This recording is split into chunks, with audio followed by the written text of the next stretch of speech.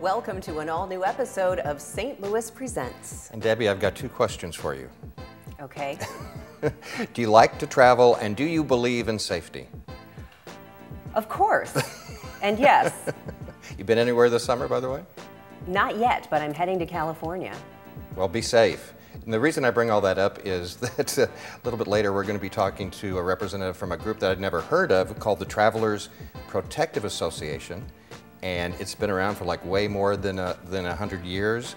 And they deal with all kind of safety issues, or have in the past anyway, like the Federal Department of Safety. They had something to do with creating that. And I want to find out more about it. Absolutely. Well, we will do that. Also, if you're heading on vacation, of course, you have to think about what to do with the pets.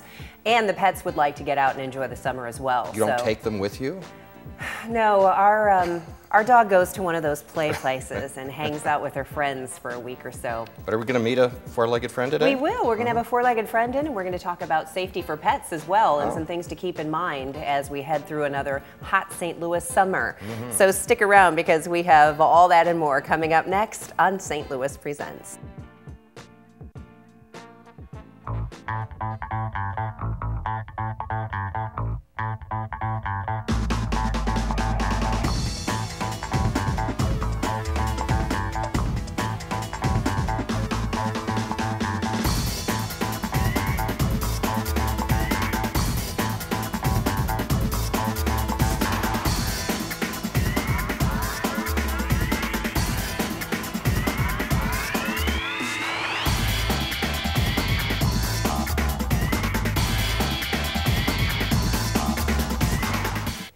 Well, we have had some beautiful weather, and if you're like most, you've been trying to take advantage of that and spending more time outside. But if you plan on taking your four-legged friend out with you, you'll want to hear some of these great tips to keep your pet safe from Animal Care and Control. And joining us right now is Officer Ann Vincent, and you brought with you another friend. Who's this? This is Armani. He is a 1.5-year-old terrier mix. Oh, and he's so sweet. I'm not sure if people can see him from behind the table. Oh, there's his little head. There he is. He's very sweet, and he likes his treats. Yes. Now, this is an interesting leash. One of the things that you were mentioning to me was retractable leashes, which I have a traditional leash for my dog, but I also have a retractable. What's the problem with retractable leashes? Well, the one concern that we have with retractable leashes is if a dog sees a squirrel or another pet, they can typically run pretty quickly off of that leash, and if it's not locked, there's no real way to reel them in, so to speak.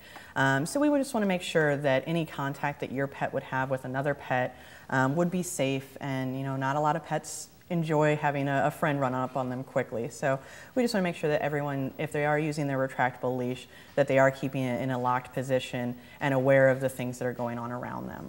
Yeah, even the best trained pet, upon seeing a squirrel, ooh, you're licking my toe, that tickles, sweetie, can dash off. My dog would take chasing the squirrel over a hot dog or something any day. Right. So people like to let their dogs run, and I have a dog who loves to run, but not a good idea. No, it's really, it's a beautiful summer day, and we want to let our dogs stretch their legs, but they do need to be on a leash for a multitude of reasons. One being, of course, the safety of your pet. Having an animal roam the area can cause unwanted litters, can cause interactions with other animals that could be a danger and can cause an aggressive tendency. Your animal could become injured. And obviously, if they were to approach a person who gets spooked, we don't want any bites to occur either. St. Louis is a very busy traffic area, so we don't want anyone being hit by a car either. So obviously, we would want to encourage everyone to keep their pet on a leash. There are dog parks in the St. Louis City area that you can become a member of, but realistically, keeping them on a leash is going to be the safest bet. I am always a little unclear what to do when I see, for example, yesterday I was driving home, and in my neighborhood, just doot, doot, doot, this dog walking down the street, and I looked around, where is the dog's person? And I didn't see anyone, and I never am really quite sure what to do in that case if the dog knows where it's going and is just heading home, because it seems like our neighborhood Facebook page has turned into this, every day it's like, whose dog is this? I saw this dog on the corner. It's become, whose dog is this page? Sure, which is great. We also want to encourage citizens to utilize the Citizen Service Bureau. The phone number is 314-622 4800. They can report any strays that they've seen in the area, if an animal is injured or appears ill, and of course, if they've seen any violations of city ordinances, they could also report that to the Citizen Service Bureau. It probably also helps. My dog is microchipped, and fortunately we've never had to be in a situation where we needed her to be identified. But is that, if your dog isn't microchipped already, is that a difficult thing to get done? And is that a better idea than just a tag on a collar? We would want you to do both, because with the microchip, it's done like a vaccination. If you've ever seen the vaccination performed at the veterinarian, it's done in the same manner, very quick, painless, excuse me, and it's a best way to be able, should your animal get lost, for you to be reunited. The tag is yet another second identification. Your rabies tag that's issued through the city has a number that is specific to your pet. And then of course, anytime you go to a pet store, they have those name tag makers that you can do as well. All of those will help get your animal back to you efficiently. We actually at St. Louis City Animal Care and Control were able to reunite an owner after 7 years of their pet being missing because of a microchip that was still registered to the proper address. So always make sure if you are microchipping that you're keeping your registration information correct. Good to know. Well, this little sweetie Armani could use a home. So if you're looking to adopt this summer or looking for tips on safety for your dog, and St. Louis City Animal Care and Control, or call the Citizen Service Bureau if you see an issue of a dog running around or needing some sort of help. So those are the numbers and the website and the information on our screen there. And we're going to toss it over right now to Steve Potter, who has even more information for us. Take it away, Steve. Thanks, Debbie. Great Rivers Greenway and the City of St. Louis have just wrapped up Phase 3 of Bike St. Louis. There's now a network of 100 miles of street routes for bicycles in the city of St. Louis that will take you to work, school, parks, neighborhoods, and other attractions across our city. The latest phase includes an addition of 40 miles of street routes in St. Louis City, as well as upgrades to 60 miles of the existing network. Visit bikestlouis.org for more information. The Department of Health is releasing a report on obesity rates in the city of St. Louis. The findings from this report will set the benchmark for meeting Mayor Slay's goal, his goal of reducing obesity by 5% by 2018. The full report is available on the city's website. The Department of Health will continue its work to reduce obesity and obesity-related illnesses through the city's Obesity Prevention Partnership, the HEAL Healthy Eating Active Living Partnership. Check out HEAL Partnership on Facebook to learn more about that. And the St. Louis Public Library Summer Annual Reading Club is underway. That's through July 25th, and kids, teens, adults, and groups can read for a chance to win great prizes. This year's theme is superheroes and real-life heroes. Prizes include tickets to the Magic House, Missouri Botanical Garden, a Cardinals game, and more. For more information about the program or to register, visit slpl.org or call 314-539-0384. And Debbie, I don't know, do you have a favorite superhero? You know, I know I'm on the unpopular end of this, but I'm a little tired of superheroes. Every time you turn around, there's a new superhero movie out. So I'm sorry to hear that, because I do have a Superman t-shirt at home that I wear sometimes, if that gives you any idea of where I'm coming from. You're a Superman guy, Yeah, huh? right. My son's favorite is Spider-Man, if that means anything. We have superheroes all over the house. Well, these folks could be superheroes. The Travelers Protective Association of America, they are dedicated to improving the quality of life of their members, their families, and the communities we live in.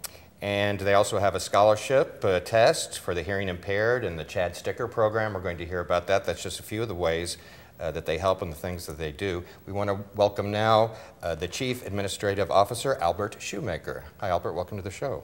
Well, great. Thanks for having me. And I was surprised that this organization has been around, I think, what, since 1890.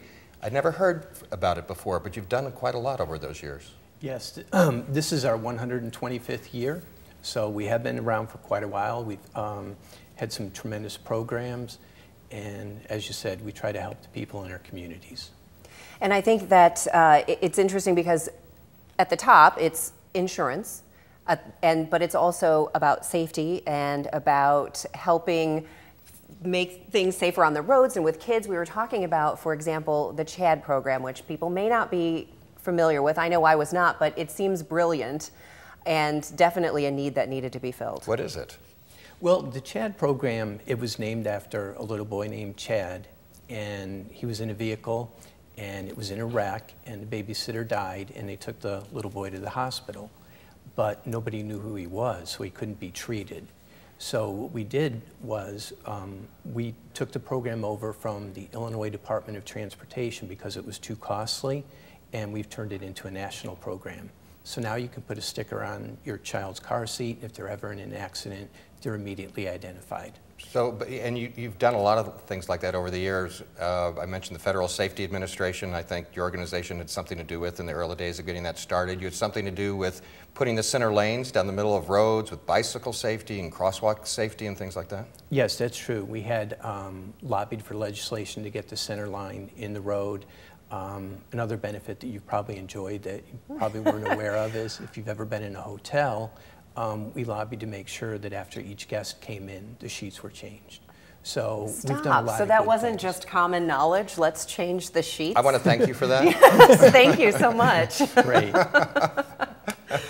So when we talk about the center line in the middle of the road, at one point we had no center line. It was just a free-for-all, or what? Well, I wasn't around back in the 1890s. But yes, we did lobby for that. That is amazing. So it seems like your reach is very broad when you're talking about safety issues. Oh yes, absolutely. We have Watch That Child campaign. We go into schools. We try to give away vests. We have 153 posts throughout the nation. We're licensed in 29 states to sell the accident policy to our members. So yes, we do have a big reach. You know what it brings to mind is that safety is something we take for granted, and maybe safety is something we should think about a little more. Yes, and that's what we try to do. We try to, make people aware and give them tips. I love that you also have a program where you train and help crossing guards. I remember I was a crossing guard in 5th grade. There was really no training. They just said, okay, go stand out there and help the kids cross the street, which is probably not the most effective way to teach a kid how to be a crossing guard, right? Right. And we have the programs, and we have some great volunteers, and without the volunteers that we have, we wouldn't be the organization that we are today. So what's the deal on the scholarships that you offer? Can you explain that? Sure. We, TPA, the parent company, we have 2 different charitable arms, and one of them is a scholarship trust for the hearing impaired. So if somebody has an impairment and they have a need, if they're underprivileged or they meet the guidelines for their income, you can contact us, fill out an application, and we will help people. This is our 40th year anniversary, and we've helped over 4,900 people and given away over $2 million. That's fantastic. And they Yes. can use that scholarship money to go to any school of their choice, or to help them with? It actually goes to them, but they have to have a medical need. So we can help get people hearing aids, we can get FM amplifiers, we can get them into help pay for their books or their special hearing books or programs that they go to. So we try to help as many people as we can. And maybe I'm a little confused, but do you have something to do with providing insurance for people too? We do. That's the day job. As our name suggests, we're about protection. So when you become a member of TPA, you get 24-hour accident insurance coverage on and off the job. And how can people get more information? What's the best place to go if they want to learn more about any of the things we've talked about today? The best thing to do would be go out to our website. We have 2 websites, one for TPA, www.tpahq.org. And for people who want to donate online to our safety programs, you can do so through our website. And if you want to apply for an application for the Scholarship Trust or donate to the Scholarship Trust, you can go out to our website at www.stgrants.com. Debbie, we were talking about the center line, so I've got a closing bit of advice for you. Okay. Stay to the right side of that. Oh, great. Okay, we're not in Britain.